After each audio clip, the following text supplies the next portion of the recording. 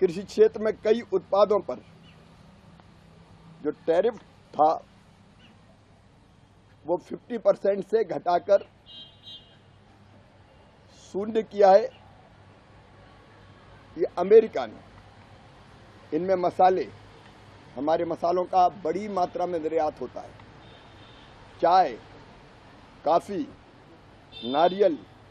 नारियल का तेल, सुपारी, काजू, वनस्पति मोम, एवोकाडो, केला, अमरूद, आम, कीवी, पपीता, अनानास, मशरूम, जौ जैसे कुछ अनाज भी ये सम्मिलित है। मित्रों, अभी 2024-25 में 4.45 बिलियन अमेरिकी डॉलर तक पहुंचने के साथ वैश्विक निर्यातक के रूप में अपनी मजबूत स्थिति बनाए रखी है और मसाला निर्यात में हमारे 88% पहले वृद्धि हुई है। अब हमारे मसालों को भी नया बाजार मिलेगा। मित्रों, इस पूरे समझौतों को अगर आप देखें, मसालों और बाकी कृषि उत्पादों के मामले में, विशेषकर मसालों के मामले में, दुनिया भर के 200 स्थानों पर हमने मसाले और मसालों के उत्पाद निर्यात किए हैं।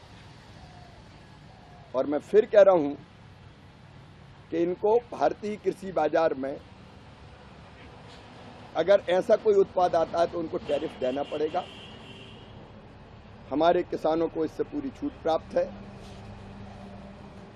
इस समझौते से भारतीय किसान, महिलाएं और विशेषकर युवाओं के सपनों को ऊंची उड़ान भरने के लिए नए पंख मिले हैं।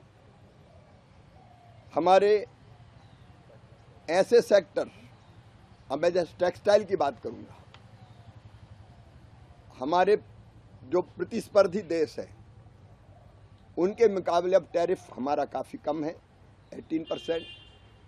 तो इससे टेक्सटाइल के निर्यात को एक नई गति और दिशा मिलेगी और टेक्सटाइल के निर्यात का मतलब है किसानों को भी फायदा, विशेषकर कपास उत्पादक किसान।